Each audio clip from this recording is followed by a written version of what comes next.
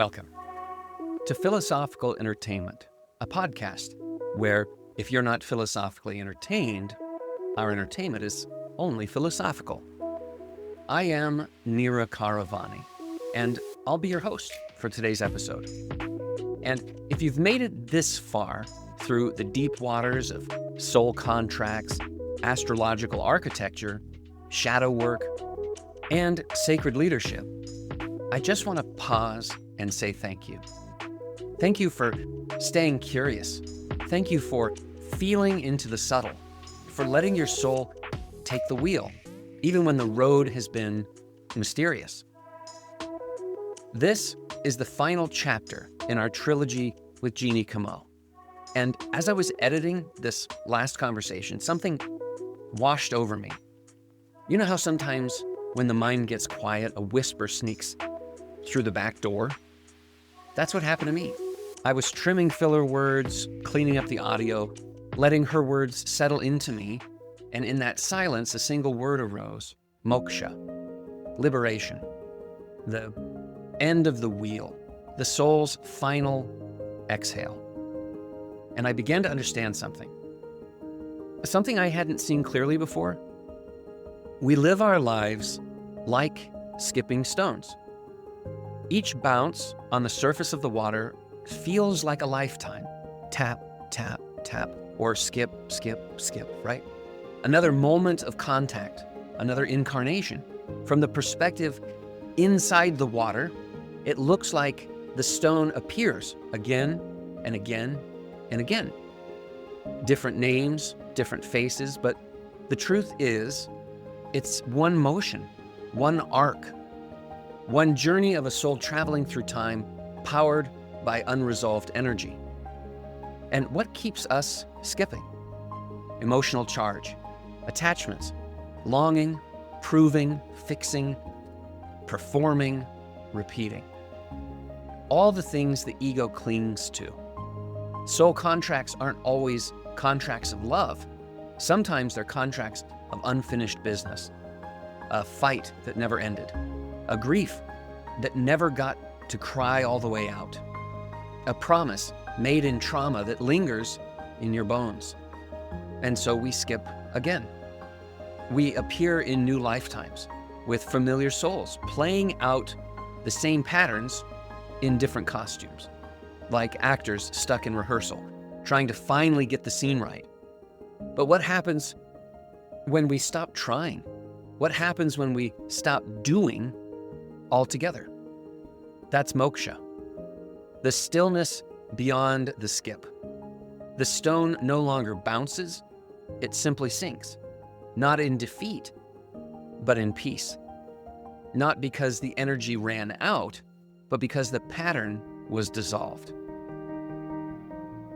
When there's no more emotional charge to ignite another loop, the cycle ends. And in that moment, you don't need to be right. You don't need to be understood. You don't even need to win. You're free. Free from the ego's endless quest to hold it all together.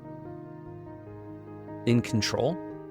Free from soul contracts that keep pulling you into the same orbit. Free from the gravitational field of karma. Moksha is not something you achieve. It's what remains when there's nothing left to grip. It's the final unraveling, the quiet disillusion, the soul's return to still water. And that is what this last conversation with Jeanne whispers toward. Her work in evolutionary astrology isn't about personality, it's about energy. It's about frequency, patterns, choices, and liberation. And what she reminds us of so gently, so clearly, is this: you are not the chart. You are not the trauma. You are not the story you've been rehearsing across lifetimes. You are the one who is waking up from it. You are the witness who is stepping out of the play. And your freedom begins the moment you stop identifying with the skipping and allow yourself to sink, not into darkness, but into presence. into wholeness, into moksha. So, today, as we open the final part of this sacred trilogy, I invite you to listen differently.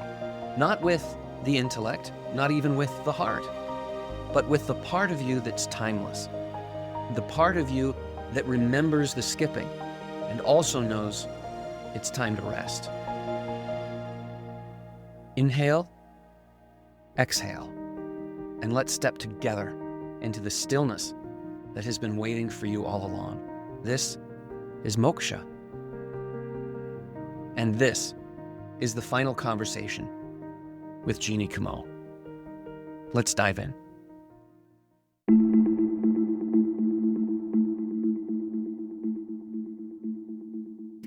That is interesting that you mentioned a high road and a low road as well, because I'm realizing you're saying the same thing of my experience. So I have this experience, right? And in it, I'm asking, what is source? What am I? What am I that's doing all of it? Because karma just means doing, and it's me that's doing it. But what is I? I realized the limitation of language, like immediately connecting to this internet. And it was in that I realized, God, so much of what you've said is like made me realize things, and I'm putting some stuff together too. Yeah, that one of the things I realized was our language is too short. It's too choppy. And the way in which we actually emote, because behind everything we speak is an emotion, the real way we emote is in longer sequences of energy. And I was grieving the loss of something, and I was wailing in a cry in a moment. And I realized that when you cry, or as I'm hearing others cry, there's a note that people cry on. And I thought, and when people cry, they don't say cry. It's not a one syllable and we're done. But when we say cry, we say cry, and it's just one syllable, and then we should be done with it. But in reality, when we cry, it's a wail, and it can last a long time. Yes, it really can. So in my experience, I realized that our true voice is a song, that life was supposed to be a musical. In the way we truly emote is we hold happiness for a moment. And so when we sing in notes of happiness, or if we're singing a song in tones of grief, we're supposed to carry that. We're supposed to hold that. And in that space, when we're actually speaking, which is singing, we're doing more of what the whales do. And in my experiences, I'm encountering, it's interesting, right? To think that you're part of a system, because we're so trained to be individual. And as I'm realizing how I'm connected to everything, like in the grocery store, I was every bug, I was everything. And as I'm experiencing that, I'm realizing that we're fish pretending we're not in water. We're humans pretending we're not in an atmosphere. But everything that touches the great breath. We're humans pretending we're individual. And it's so silly. Or we say, I came into this world instead of I came out of it. We fail to recognize that things in this place beget themselves. And when we plant a seed, it begets after its own kind.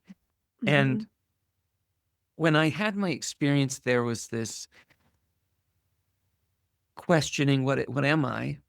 And the only language I could bring it close to is that I am is as a body of water, and that over time, it evaporates a part of itself.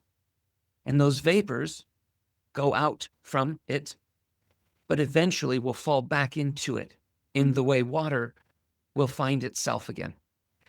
No matter what form it takes, it falls back into itself. And each of us is as one of those drops of water. Yes. And we fall through atmosphere or experience back into source. And it's beyond orgasmic when you connect back with source. And the experience in contrast in that very specific sphincter muscle, I don't know, action of zipping and unzipping a file, going from something compressed to something usable. It's a fascinating sort of contrast, but it's in the same way you have a light bulb moment when you realize something and a combination of patterns comes to you and you realize, oh, 2 plus 3 is 5 because it's a total combination of units. And when the light bulb goes off, you go from the state of not knowing to the state of knowing. And we call it an aha moment. And there is an aha moment that you have when you go from observed to observer, when you go from the thing being and doing to realizing you're the one doing it. And as I saw the vapors falling back into itself, I realized what you're saying. It's the same thing, that these drops of water aren't always individual. Sometimes they combine into soul families. And so sometimes we join at the same places. Sometimes We do. these patterns continue to happen until we break out of them. Sometimes we get caught in atmospheres. You did mention like us going to drugs. And I want to say I was in law enforcement. I was a 911 operator for a long time. And then I became a police officer. But I had a different sort of life coming into all of it, where when you're dealing with an addict, you're dealing with somebody who's addicted to method. Method, you said. Right. Because it's a means of getting there.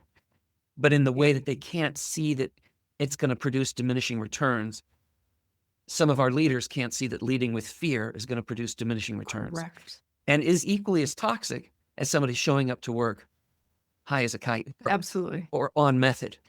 Because if the method is fear, or if the method is a substance that's not good for you, then you're contaminating the system that you're a part of.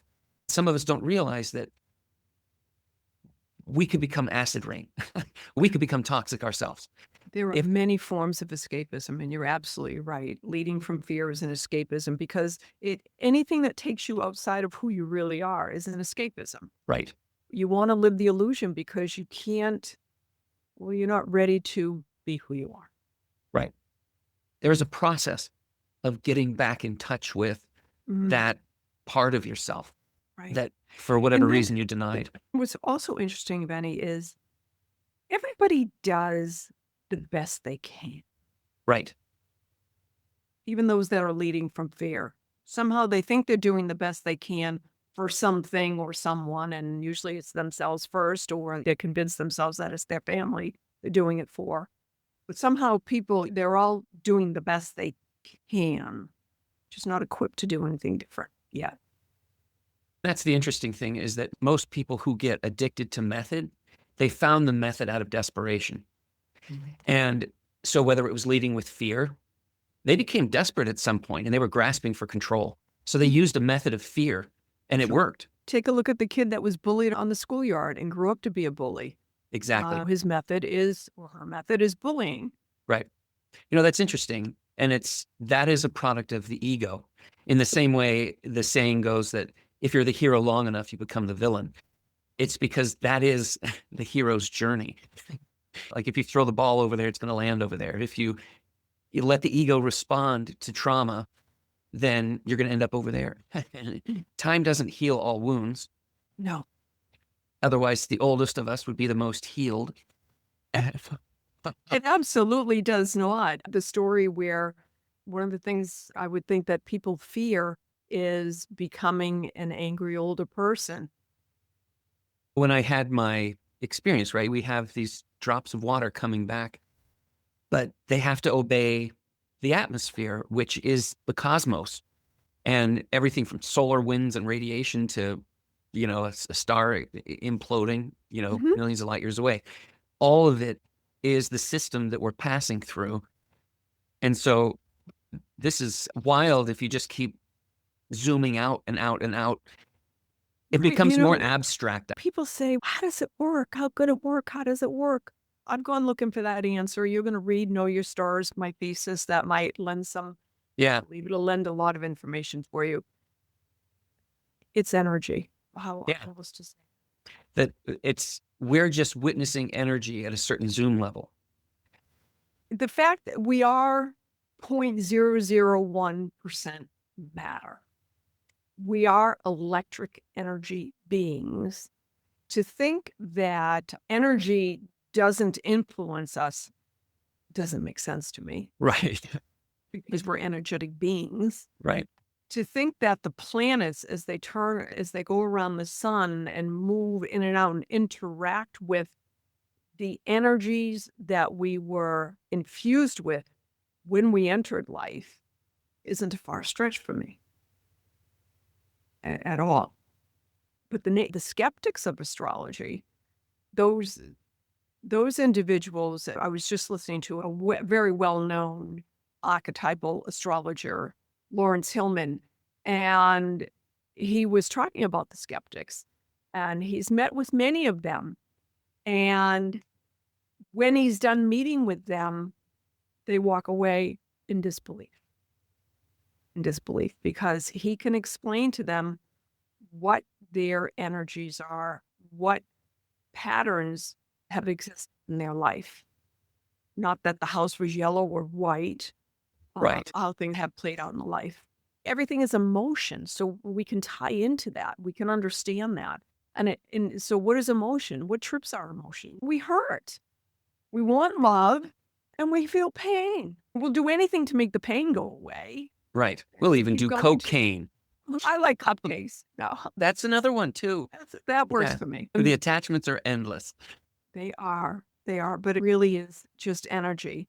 But that's what I discovered too in my experience. And that's where I think we do a disservice just speaking language, because it doesn't even correlate to how we emote. And I'll tell you, Vinny, coming on to today's podcast with you, I'm always in a conversation thinking, how do I find that right word to say that thing? And like you said, it is a song, it is music, how we communicate.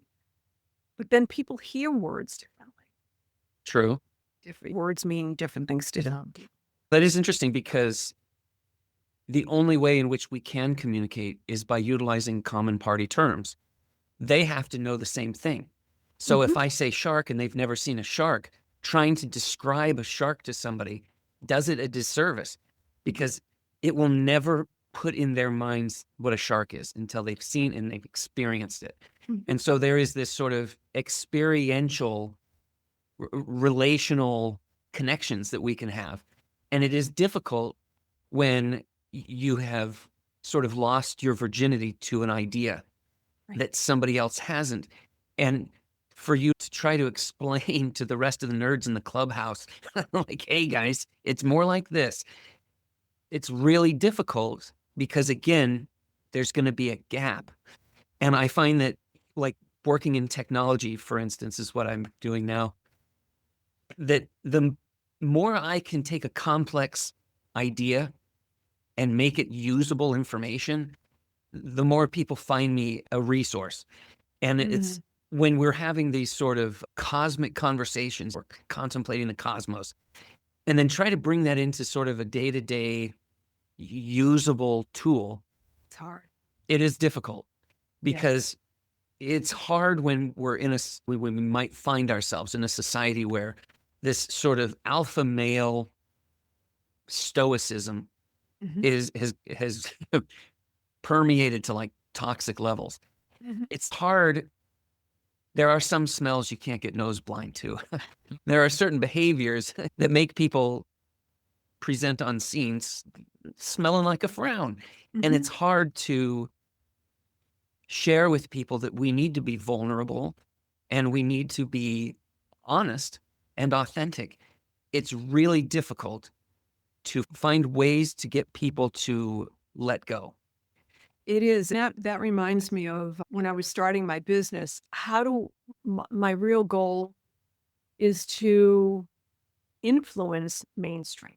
I don't mean mainstream in a bad way, but to drop a seed that sends some individual tiptoeing towards knowing themselves and connecting with source inside. And so I have conversations with people and they know what I do. And some people say, how does that even work? And I can tell by their tone that they just want to rip me apart. So I don't Right. even entertain the conversation. Then other people might express some interest. And then I have to pick the words wisely and not overdo it and get on a whole triage where I scare them away type thing, but just plant the seeds. And that's all that we can do. The truth of the matter is, what, the 6 billion people on the planet? That's a lot of people. And you and I are a small percentage in terms of you and I being individuals that are seeking higher consciousness and have tapped into that as our reality. We believe that others should do that as well, but who are we? We believe that, but not until they're ready will they go there. And so it's podcasts like this and things like I'm doing that is going to open up more eyes to it. But I can tell you that we're in an age, and we are coming into a new age. We are in a new age where more and more people will be seeking to understand these principles and these philosophies that are ancient and before recorded history. These philosophies are very real. Higher consciousness, we are energy beings, we are eternal beings. Know yourself, find your role in the world, contribute your part, step up, take responsibility. There's no reason to be the victim. That victim consciousness is a method of controlling individuals, keeping humanity as a collective from moving to higher consciousness, which is where we all need to be. You and I doing our part, it's energy, right? Just no, people knowing what I do that are not bought into it. It's energy. I've infused something in their head because we walk the walk, right? So individuals would look at you or I or others that are doing the work and are walking the walk because we're really in that light. They look at us and they wonder, what does she have? What does he have? Why are these things not getting him down? How can I have some of that? Remember a friend years and years ago who said to me, and it just so surprised me. He said, I envy you your faith. Wow. I just felt his pain. Right. Right. Where does faith come from? It really is choice. It really is a choice. Science isn't going to prove it to you. It becomes, I believe, a personal choice to believe. Once you do, and it certainly has been my experience, it's so interesting. It was with me from a young age, just faith. Years ago, someone asked me, do you believe in God? I said, yes, I believe in God. How do you know? I just know. Did your mother tell you? No, she didn't tell me. Just know. But Interesting. I believe. My goal is to just help all of us, you and I, we're in a tribe, all of the others with us that are just seeking to take the pain away from humanity. Right. Just take the pain away. There's no need for it. It's interesting. You're right.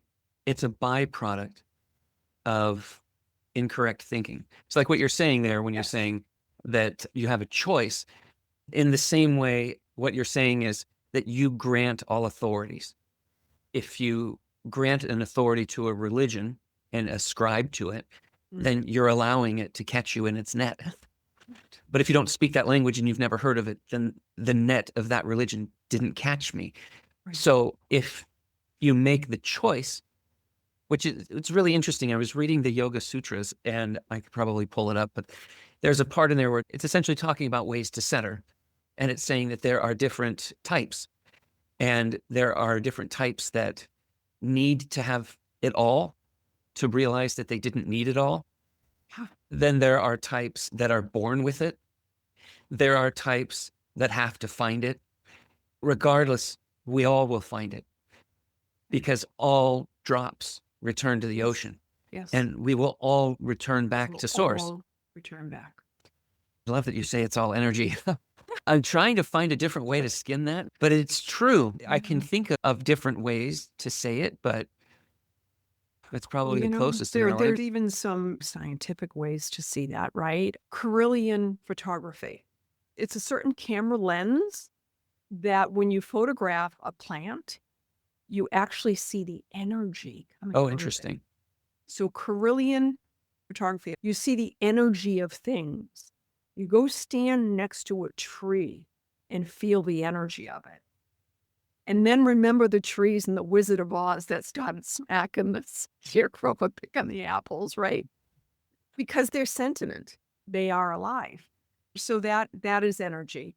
And then have you heard of the Japanese gentleman Emoto who photographed crystal water? Moto was his name, and he wrote a book a very long time ago. He devised a method where he could photograph crystals. He would freeze water, and just as it turned to ice, he would take a picture of the crystals. So this is energy in motion. He took 2 glasses of water from the same source.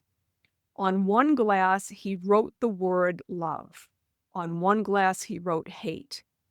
And he took photographs of those. And these photographs are in the book. This is all over the internet. And the crystal that had love was just beautifully formed. It's stunning. The crystal that had hate is deformed. Then what he did was he took water that was from a bad source, bad water, chemicals in it, what have you. And he did the same thing. Love brought that water back to life and pure light. So that's energy. So energy can be proven in many different ways that way. And that ties energy with the water, that ties energy right back to emotion, right back to it. This is why we pray over our food. Pray over our food. We thank our food. That energy right there infuses the food with the love that brings that energy into your body. When you have different types of training, you can make your little beautiful mind room and connect different news articles with the red yarn or whatever. We can connect dots because of our experience, I think. I don't know if others can connect dots. For instance, I have a friend and he's an engineer, and he would refer to the ice changing states differently. This is what's so fun about improv is when you come out, you're just a different character that has some kind of weird obsession about something. And then the scene just gets funnier because nobody breaks character and they let everything clash until it gets funny. But the ways in which we perceive the same thing changes. So our past doesn't exist. So when you remember something, you call it into being and you reconstruct it in your mind. And you do so with a certain emotion. Right. And so is your emotion now the same as it was when you remembered that happening? No. If not, that means that you're not The memory accurately recalling has it. changed. The memory has changed. Correct. Absolutely. You're not accurately recalling it. So you are constantly rewriting yourself Yes, you are. with your emotions that you're experiencing in the moment. Yes. And what are emotions? Energy and motion. Right. And if you could predict where the clouds of emotions are going to be, Which then, I can through evolutionary astrology. It's the weather. right? And if you have that, then you can forecast the best places for you to be in The high road. during the high road. And that's right. interesting because I've been reading tarot cards and stuff, and Mhm. they have for each card and whatever, there's like a positive or a negative aspect That's of, and that's the high road and the low road. Yes. That those two options are accessible to you under those conditions. Yes. And when you realize, I've got these two things coming up happening, I should probably lay low, or maybe this would be the best time for me to submit that proposal or something like that. But it puts you more in touch with environment in that way. In that situation, if you can't lay low because you just can't and it's not something you can control, you're better positioned to control your reaction There it is. Right. to the situation. It's Yes. all about we create our life through our choices and reactions. And the only reason we have a reaction is because we had formulated or anticipated an outcome. Right. That's right. Yeah. And when we form attachments to those outcomes, then we will fall victim to whatever emotion is in That's right. the That's atmosphere. right. So let's say you're wishing and wishing and praying and wanting something to happen, Right. right? You got to let go of that attachment. Whatever that thing is, you've just got to know, be prepared, do your life to the best of your ability, and something's going to happen. Something will come in divine right order, in the right time. Exactly. So you surrender. Otherwise, the machinations will make you unhappy, or will bring disharmony, right? Right. So we go back to holism. Anything that brings disharmony to physical health is going to cause physical health problems.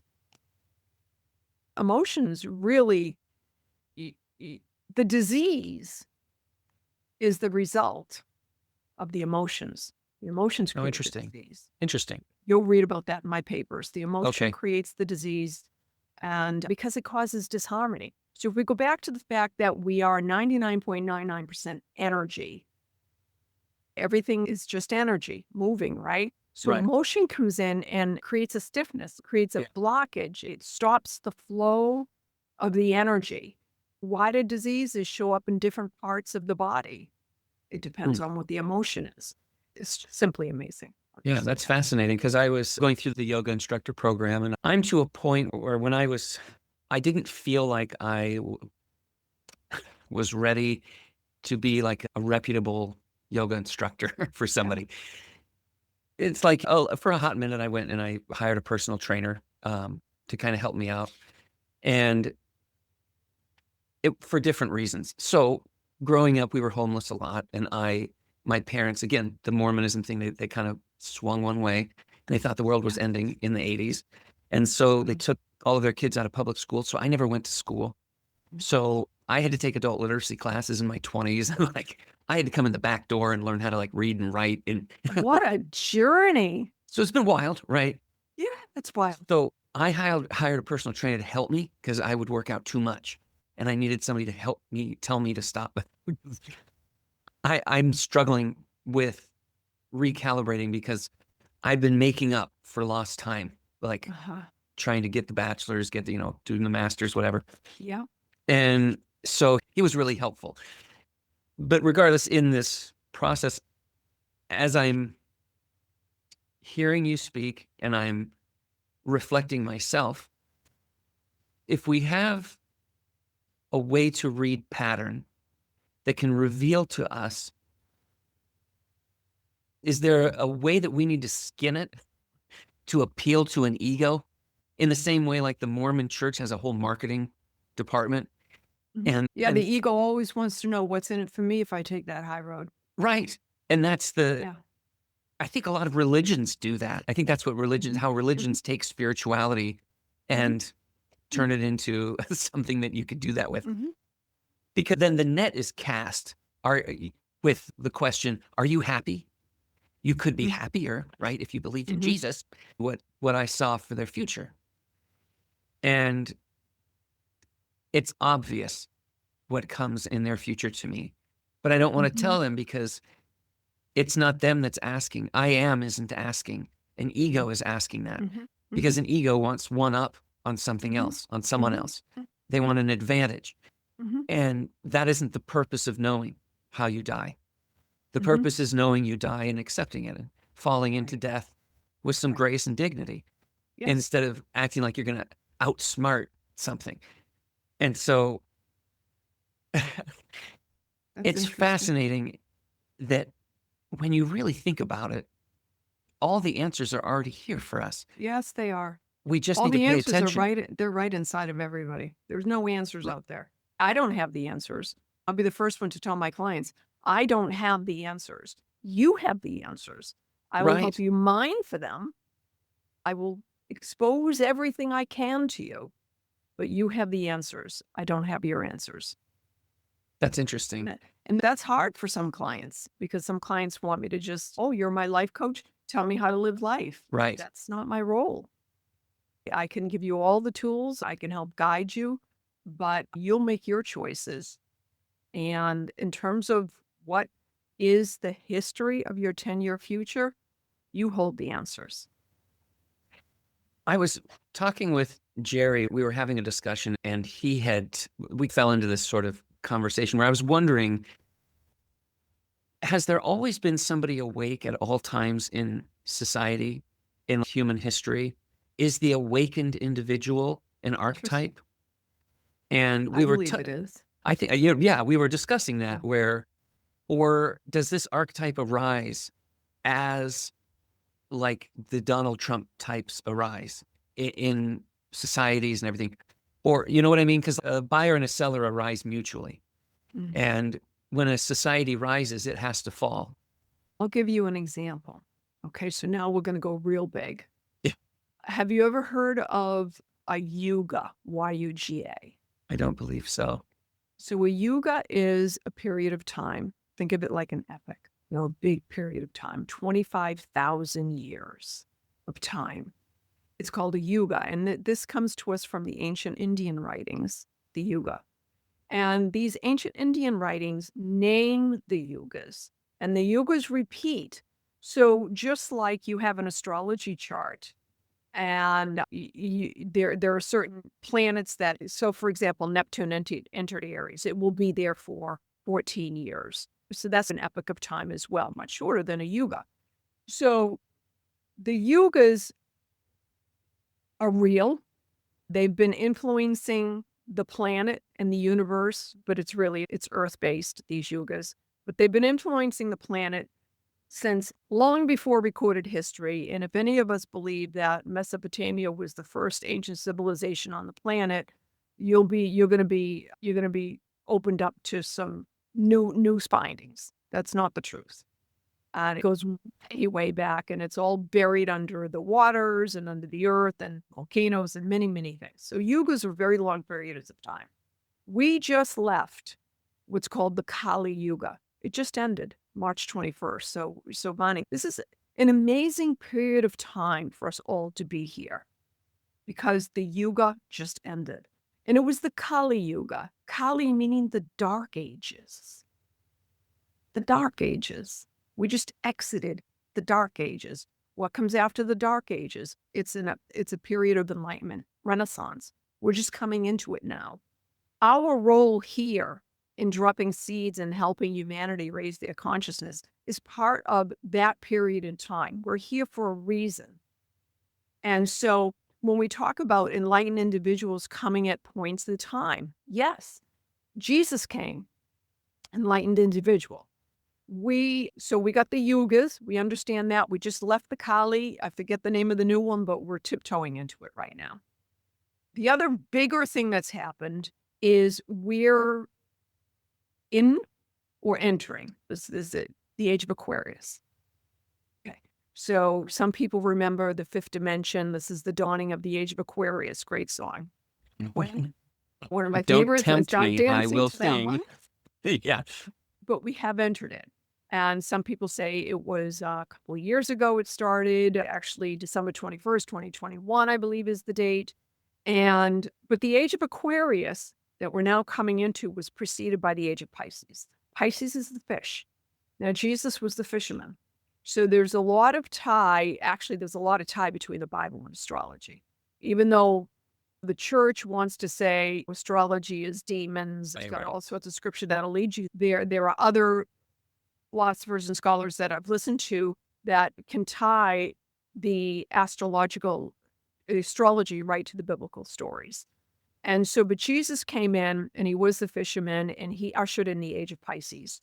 This was an age that humanity needed at that time to then bring us to this point to usher in the age of Aquarius. Wasn't a new star born, and didn't three wise men follow a new star? Absolutely. They did prove a major astrological event over Bethlehem at the time of his birth. Interesting. So there were big planets in conjunction in the skies, and the Magi were ancient astrologers. They were astrologers. Right. And they were waiting for this sign, and they followed it. Astrology goes way, way back to only the priests could know about the heavens. So are there times when these people come? Yes. It's all part of the evolution of the planet and humanity, is what I believe. I really love the Dunning-Kruger effect concept. To me. So Dunning-Kruger, it was a study that was done, and it was talking about essentially intelligence, where it's somebody who doesn't know a topic at all will have the loudest opinions about it. Yeah. But if they enroll in those classes and they start taking the physics classes and they start taking all the classes and they start realizing, I don't know a lot about this stuff. And that's one phase. So the Dunning-Kruger effect is it's like a process. And so then as you're learning about it, you essentially come to the understanding that even though you might get advanced degrees in it, at the end of the cycle of knowledge of learning about that thing, you are referred to as an expert. And experts always speak carefully, and they use a lot of words like may, this may result, or this could happen, because their mind is opened up to a point where they don't speak so definitively about it. Right. And yet there's this effect in society where when somebody speaks loudly about something, that captures people, as it captures their attention. Unfortunately, the loudest among us are the dumbest, are the ones that don't really understand it, because when they come out on the other side of it, a lot of people don't like to hear what experts have to say, because a Mhm. lot of times they'll just say, well, it depends, Mhm. because Mhm. every body is different. Right. And The evidence suggests. correct. And they use words like that, and they're careful in the way in which they present, because they have taken so many classes and understood that there are so many variables to consider. Yes. It's more and more difficult to answer a question in such binary terms. And so the more binary people seem to reason and respond, it seems like the less they know about things. And there's this sort of process in the life cycle of, like, I guess, of everything. You're talking about epochs, and you're talking about these different kalpas and cycles of Yugas. Yes. yugas, of different time frames with which Different things will time happen. periods Yeah, for time humanity. periods. There was a time when we all lived in caves. I mean, the great floods, we didn't die. I would love to see the day, and maybe I'll get into it as a movement. I'm hoping it's on my list, where astrology is taught in schools. I mean, wouldn't Like, that be amazing? wouldn't that be amazing? I believe that every individual after the age of 7 should start to understand what their stars are. They were Right. fully formed by the age of 7. I'll even go back in time. Parents, from the day the child is born, should know what that child's propensities will be, what their energies will be. And then the parents will far better understand the child. And the child won't be pegged into some particular slot that they weren't created to be in. Right? The stars tell you what you're created to be. Hmm. It's pretty, Well, pretty amazing like that. And when you so start following your true path, you get healthy. right? Yeah, it's You like get, cutting wood against the grain. it is. Exactly. Well said. Yeah, It that's what is it that. feels like. It feels swimming against a current, and if somebody outside of it could say, "Oh, the current's going this way, just swim with the current." When you're Mhm. swimming with your flow, it feels fantastic. Exactly. Yeah, Give but you an example. Let's say a gentleman was born with his son in the third house of communication. And he is born into a family of surgeons. And so he's led to become a surgeon. And so he becomes a surgeon, but he's never really fulfilled his entire lifetime. And oh, his son is in Aries in the third house. Let's just go with that. All right. So Aries, lead, exert, force in the third house of communication. You almost, but it's your moon in Aries. He becomes a surgeon, but he's never really happy. He starts to meet that midlife crisis point that I talked about earlier. He's looking for something more. And lo and behold, a teaching position opens up. He's like, "Oh, okay, that's an easy way to retire out. Let me start teaching people how to do surgery." All of a sudden, he's blooming. He's writing curriculum. He's talking to people. He's teaching. The third house is the teacher also. And he's just a happy camper now when he sails into the Renaissance years. But the first part of his life, he might have had high blood pressure. He might have had all these weirdo things that influence our health when our body is not in harmony. And our body is not in harmony because we're not doing the thing we came to do. The person we came to be, that happy spot, the spot of contentment, if you will. And you're happier now doing what you were doing. right. I just need to get some sponsorship for it, but I love doing this podcast more than anything else. The thing that you mentioned about, if we're going with the flow, and I know we're talking about energy, but I think it's interesting to, I guess the net to cast would be like, are you happy? Really, I guess that's what religions do too, because it's one of the most basic questions to ask you, if it's all been worth it. Because, I think I'd ask it differently. Are you healthy? oh yeah, I Are like you that. healthy? Yeah. That's like asking, are you hungry? There's Yeah. a more honesty that you have with Right. that, where you'll check with your stomach. Right. You know, go, all right, Right. am I hungry? No, I'm You know, okay. Or, yeah, I'm hungry. I Yeah. put it, Yeah. if a person is content and happy with their life, their health will improve. take a look at how many unhealthy people there are. To me, that equates to people that to use are unhappy. Why are they unhappy? They're not living the reason they came to live. It's just it's amazingly simple, yet isn't it? And yet we all get put into, oh, here it is. I came up with this. Unhappiness is born of a soul that is not evolving. Unhappiness brings disharmony, brings illness. It's hard to recognize that things here beget themselves, right? Hurt people. And we don't sometimes recognize how hurtful we're being because we're so busy hurting. When I see people, unhealthy people, I see people who are hurting. There is another way to live. It can start at any time. Yes. But some of us, unfortunately, have been living this way so long that it seems hopeless to start changing now, right? Yeah. And even when I had my experience, I did not want to come back and help heal this body. And I didn't want to, I get it. Like when some people are unhealthy and do they give up? Some people do. They just resign themselves to it would be too much work. My doctor and my medication. Yeah. Yeah. And they don't realize that you can be in a state of joy all the time. Yet, Vani, there's such a force against everybody that teaches it's okay to be unhealthy and it's okay to need meds because every commercial on TV is about a different drug. Yeah. So there's a brainwashing. There's very definitely a brainwashing that goes on there. All the more reason why you and I need to keep doing what we're doing, dropping seeds, because there's a real brainwashing that goes on to people. And then they just, there's just the herd, it just goes along. Because a good business model is something that's used up and needed again.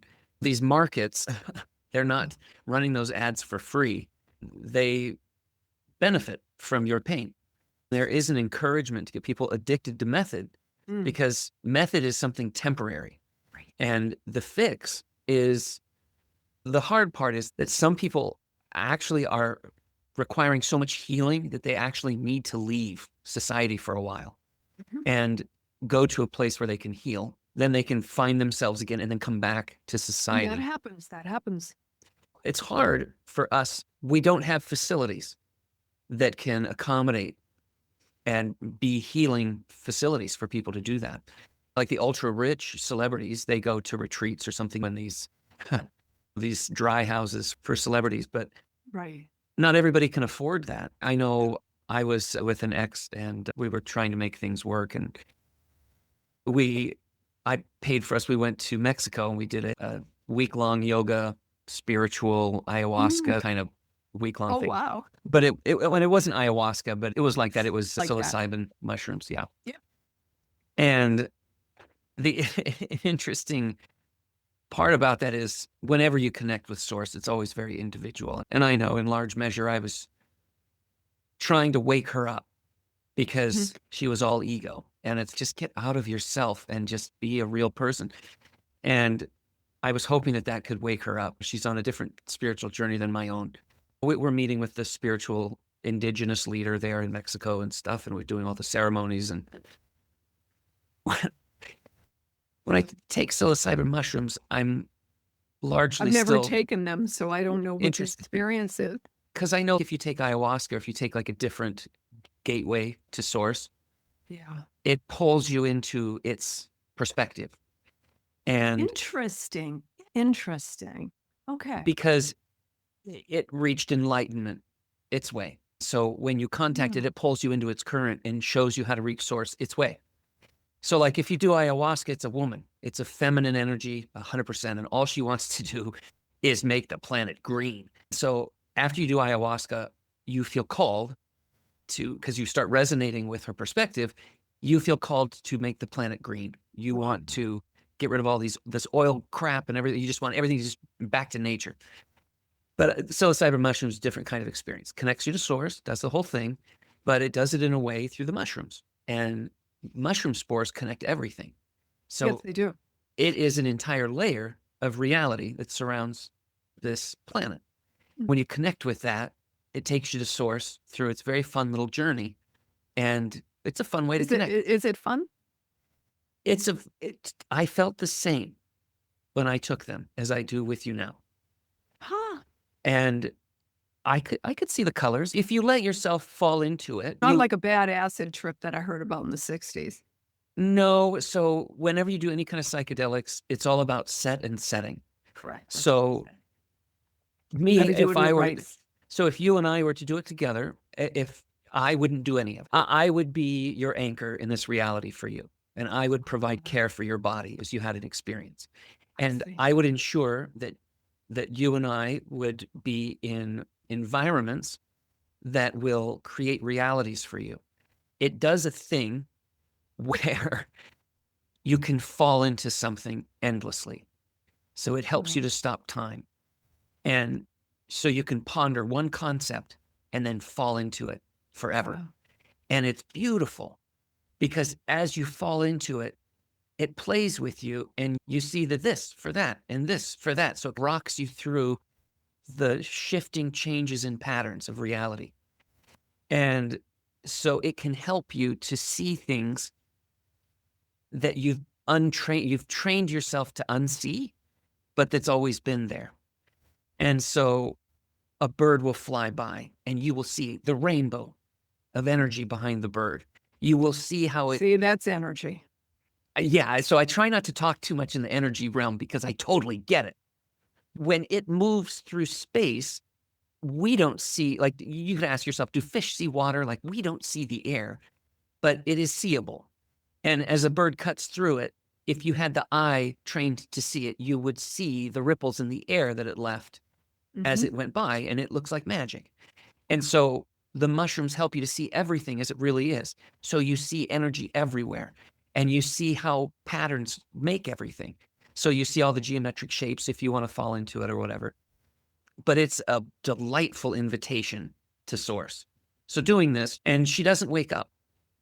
She has her own experience that it has for her. Because each time you contact it, it has its own thoughts. Each mushroom's different, and it has its own experience for you. And it was interesting because I realized that there was a bit of tragedy in that for me, I didn't have a guru. Life was my guru. It was the arrangement of pattern in my life that trapped me in such a way that it destroyed my ego. And my ego is forced to dissolve itself. And in that process, I woke up. And so in the Yoga Sutras, I was one of those because there are many different types. And that's what I needed because I didn't have the luxury of a guru. Life had to pound it out of me. So then in your way that you found source, I don't think you needed something as extreme. I don't think that your stars were such that your character would be as hard-headed as mine. You came to it in a different light, in a different way. But it's interesting how that even though we could be on this side of this particular journey, I can see how the path that I'm on terminates in a certain way. And I don't know if you feel this as well, but there's the path of the guru, which at the ending stages of the guru, they don't say anything because they've realized that there's really nothing to say, that you can wake up with the sound of the rain or in a kiss or in any moment you choose, and you choose it. Right. But the combination of events doesn't have to be such that you wake up at the moment of your death, which is what most everybody does. They hold on to their ego character until they die. And then as they die, they realize, well, damn. I believe that I will get to a place where I won't need to read anymore, won't need to study anymore, won't really need to listen to anybody anymore. I've got it all up here and I'm connected to it. And in terms of what you were just saying, I think that's a point. When does the guru stop being the guru. That was what you said. That just becomes a natural thing for me. Later in life, again, with evolutionary astrology, there are stages of life. And so we'll all, God willing, live them, all the great ones. The biggest, greatest one is in the mid-80s when we have our Uranus return and other big shifts happen as well. This is the classic end of life, but it's when you just come right back around to, I've evolved. It's like Yeah. a settling of the soul, and anything that comes after that is gravy. There's a woman on YouTube, I think she's 89. She's way up there, and she does her astrology. She gets out there and she's on March 2025. I'm still on planet Earth watching the planets go up. And she's got the white magnetic board, and her planets are little magnets that she moves around. She's a hoot, and I've learned things from her. I think So that's I have great. a vision of doing that. I think that's going to be good fun. Although by then, I'll be a holograph that'll just drop in your dining room. I was actually thinking about that, like in Bolstrom's paper about whether or not we live in a simulation. Is it Nick Bostrom? Anyway, he comes up with 3 possible realities that we live in. And he was the one that proposed that we live in a simulation. It's essentially theorized that like an artificial intelligent being came online. And in its memory, it has the history of mankind. But because it will be artificial, it will outlive mankind. So after the civilizations die around it, it simulates what it thinks humans were like. And so it's essentially timeless, playing with. So that's the game Simulating. we're in. Right. And then the question is, which is base reality? Then what you come up with is the Inception movie, a dream within a dream.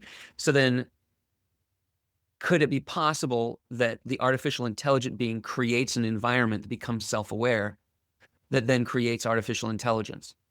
So how many layers deep could we be in this thing? People are starting to talk about. Yeah. Interesting, right? Very, And very interesting. So I was just reading his thesis paper that he wrote. And as I was reading through it, I realized, oh, this is interesting because this is solipsism reskinned. And it's the idea that it's the same thing I was saying, that where does the universe exist? Now, solipsism is now prove that I exist to you, and you can't. And so then it goes back to the brain in a vat, that this could all be a hallucination from something that isn't even contacting a sun or any reality. It's creating light. It's creating the contrast of all of these things. It's interesting to me that I couldn't wake up the woman I was with, and that I couldn't wake up through how many days of the life of this character, and that each one of us and I'll tie it back to this astrology stuff, but each one of us is like a lock that requires certain tumblers to be moved in a certain way to unlock us. Mhm. And some of us could not need the combination of events that I needed to unlock the illusion for me. Right. I realized, and I had to grieve the loss, that I couldn't be the key or the catalyst that unlocked her awakening. I'm not that character in her life. And I realized that. I'm not going to wake her up. Only she can do it. Right. And it's hard when you want to heal somebody and they can't heal. And I clearly had an attachment, right, to the outcome of us being together forever or whatever. But there is some kind of recognition that we all have to have in this realization that we can't receive that aha moment or experience that aha moment unless we let it happen. In the same way, like a buyer and a seller arise mutually, like a student and a teacher, they arise mutually. So that the teacher can't be the teacher unless the student Right. lets themselves fall into that studious mindset where they're asking themselves, what can I learn from this? And when you fall into that state, then you can have the aha moment. But it's sad when you close yourself off from your authenticity, because it's going to put you in environments where it's more and more difficult to unlock that experience. Yes, it is. Because what you're allowing to come out of you isn't proper. And so what then will echo back to you from that improper initial energy output, you're going to be suffering in scene work because what keeps reverberating back to you is stuff that isn't you, but it's you that's not being authentic to begin with. So it's a hard journey to learn to love yourself and to fill yourself with so much love.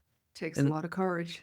yep, because then once that is so full, you can't help but you want to share it with other people and you want them to experience it too. But it is tragic when you're singing and there's no audience, or you're radiating it, you're trying to heal, but it's falling on deaf ears. But if we could get in tune with maybe our flow, we Our can stop flow, swimming against that our current that's energy. blocking us. Yes. Right.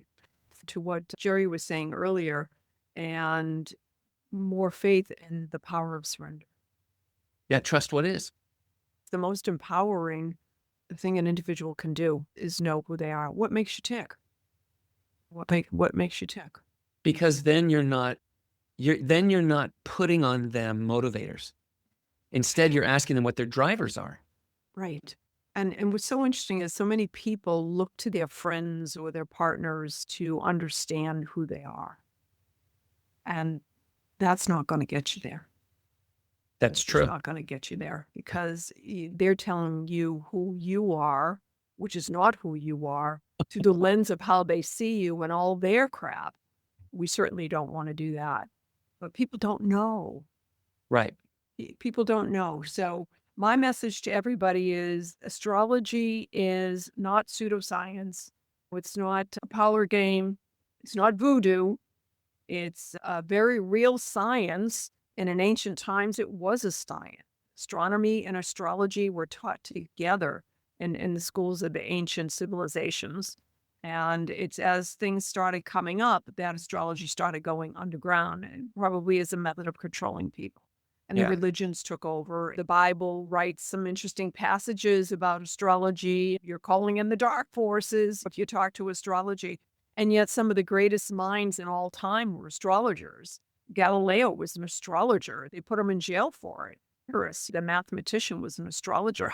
Hippocrates, the father of modern medicine, is quoted as saying, any doctor that doesn't know astrology shouldn't be calling himself a doctor. You know, in fact, Interesting. medical astrology is a very real field. And every part of the body is equated to a sign. And depending on, again, your wheel and where the planets are, they're influencing the particular parts of your body. Medical astrology is very real, and Hippocrates certainly practiced it, and many of the doctors back then did. And into the early 19th century, it was still being practiced. Nowadays, we see astrology coming into the field of psychology, but we've been seeing that for some time, since the middle of the last century. Depth psychology and archetypal psychology takes a look at the energy, the energetic influences that we have in our lives. In fact, Carl Jung, one of the greatest psychologists of all time, a lot of people are going to know that name. He's quoted as saying that when he had a very difficult, he was an astrologer, and he carried on, he precipitated the archetype work that just carried forward. But Jung would turn to the stars to better understand the psychology. Sometimes just classic psychology didn't reveal the answers that he needed. And so the wise psychologists, in my opinion, the ones that are in the know, they know that they save lots of hours, lots of coach time with a client by getting to know their stars, knowing who they are. And then they're able to understand what the emotional triggers are. Because isn't all the reasons why we go to get our head straight? We seek out professionals because emotionally we just are crazed, right? Yeah. And yet we can understand what those emotional triggers are when we look at the evolutionary aspects of our birth chart and what's happening in the sky today, what transits are triggering particular points. And I'll go as far as to say the changing sky is just as important as a birth chart. So I recommend that everyone who's listening to us find an evolutionary astrologer. Yes, I'd love to see you. If it isn't me, find an evolutionary astrologer and get to know your stars through your birth chart. And then just as you go for an annual checkup with your physical doctor, Have an annual checkup with your astrologer. Understand what the weather of the coming year is. And astrologers will be able to tell you what's the weather of the next 10 years. 5 years from now, you're going to have this particular energy. You got to be prepared. Now's the time to get ready for this thing that you want to do. I can point clients to all of those particular phases of life, the weather and how to dress for it. Going back to energy, emotion, everything is energy. When you know who you are, you understand what triggers your emotions. You understand then how to really accept it. I'm not a victim. Why were you given the birth chart you were given? Or better yet, why did you choose it? And now let's work with what you got because you picked it. And let's understand why you need that for the evolution of your soul. Calm the brain chatter down, know yourself, connect spiritually, however you do that. And you don't need to go to church, as we know, and get healthy. Get healthy. But if you want to go to church, that's okay too. But get healthy like that. And the beauty in whatever somebody decides as is their healing path, right, is that they're trying to change. Yes. The hard part in committing yourself to a path is that I don't know if you had this, but my mother, when she went on a diet, everyone in the family went on my mom's pineapple diet. And so if you're going to choose a religion, you choose it. And don't force your kids to join it because they don't know why you joined it and they weren't part of that. They don't know why you're doing this diet. That is so true. Don't preach to other people that are not ready for the message. They're just not ready. You need to honor everybody where they are. And understand that they're going to wake up or have that aha moment with their certain combination in their time. Divine right timing. When the time is right, maybe it won't happen, but then it wasn't the right time.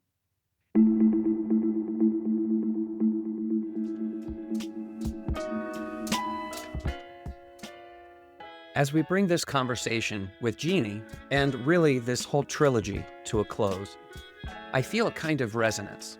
You've heard us talk about moksha, energy, contracts, ego awakening, and the way life weaves patterns and eventually lead us home. And as I sit with that, I realize this is also the right moment to share something important about the future of this podcast and where our journey is headed.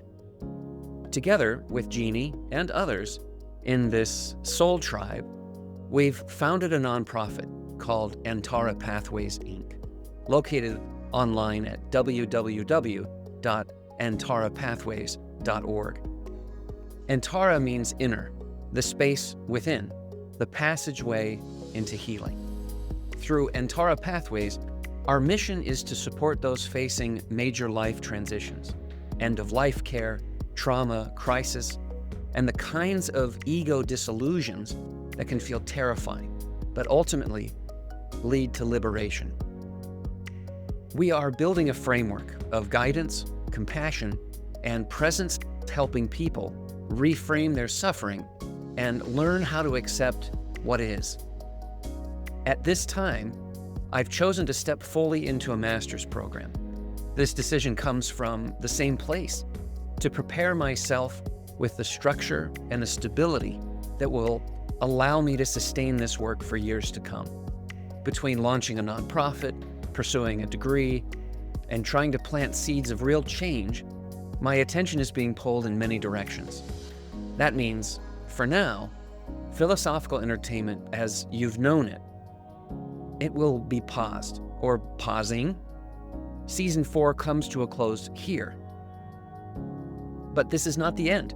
When we return for Season 5, you'll notice a shift. Our episodes will reflect the work of Antara Pathways.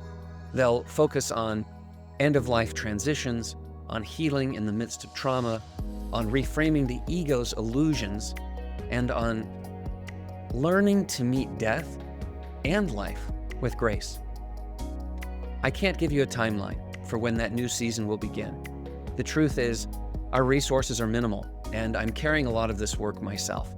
But it will return, and when it does, it will return with deeper stories, more lived experience, and the voice of Antara flowing through it. If you've been listening and you feel called, if something in this conversation stirs you, consider this an invitation.